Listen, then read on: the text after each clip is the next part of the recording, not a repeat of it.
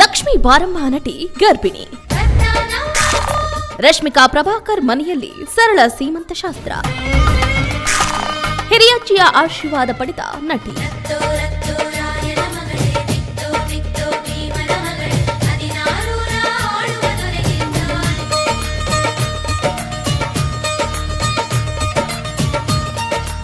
ಲಕ್ಷ್ಮೀ ಬಾರಮ್ಮ ಸೀರಿಯಲ್ ಖ್ಯಾತಿಯ ನಟಿ ರಶ್ಮಿ ಪ್ರಭಾಕರ್ ಅವರ ಸೀಮಂತ ಶಾಸ್ತ್ರ ಇತ್ತೀಚೆಗಷ್ಟೇ ಮನೆಯಲ್ಲೇ ಸರಳವಾಗಿ ಜರುಗಿದೆ. ಕುಟುಂಬಸ್ಥರು, ಹಿರಿಯರು ಗರ್ಭಿಣಿ ರಶ್ಮಿ ಪ್ರಭಾಕರ್ಗೆ ಆಶೀರ್ವಾದವನ್ನ ಮಾಡಿದ್ದಾರೆ.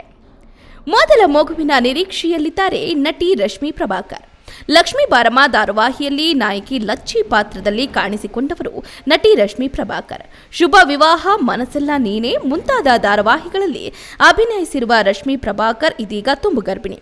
ನಟಿ ರಶ್ಮಿ ಪ್ರಭಾಕರ್ ನಿಖಿಲ್ ಭಾರ್ಗವ್ ದಂಪತಿ ಮೊದಲ ಮಗುವಿನ ನಿರೀಕ್ಷೆಯಲ್ಲಿದ್ದಾರೆ. ಹೌದು, ಏಪ್ರಿಲ್ 25, 2022ರಂದು ರಶ್ಮಿ ಪ್ರಭಾಕರ್ ನಿಖಿಲ್ ಭಾರ್ಗವ್ ದಾಂಪತ್ಯ ಜೀವನಕ್ಕೆ ಕಾಲಿಟ್ಟರು. 3 ವರ್ಷಗಳ ಬಳಿಕ ದಂಪತಿ ಪುಟಾಣಿ ಮಗುವಿನ ಆಗಮನಕ್ಕಾಗಿ ಕಾಯ್ತಿದ್ದಾರೆ. ಇತ್ತೀಚೆಗಷ್ಟೇ ನಟಿ ರಮ್ಯಾ ಪ್ರಭಾಕರ್ ಅವರ ಸೀಮಂತ ಶಾಸ್ತ್ರ ಮನೆಯಲ್ಲಿ ಸರಳವಾಗಿ ನಡೆಯಿತು. ರಶ್ಮಿ ಪ್ರಭಾಕರ್ ಅವರ ಸೀಮಂತದ ಫೋಟೋ ಆಲ್ಬಮ್ ಕೂಡ ಇಲ್ಲಿದೆ ನೋಡಿ. ಹಿರಿಯಜ್ಜಿಯ ಆಶೀರ್ವಾದ ಪಡೆದಿದ್ದಾರೆ ಗರ್ಭಿಣಿ ರಶ್ಮಿ ಪ್ರಭಾಕರ್.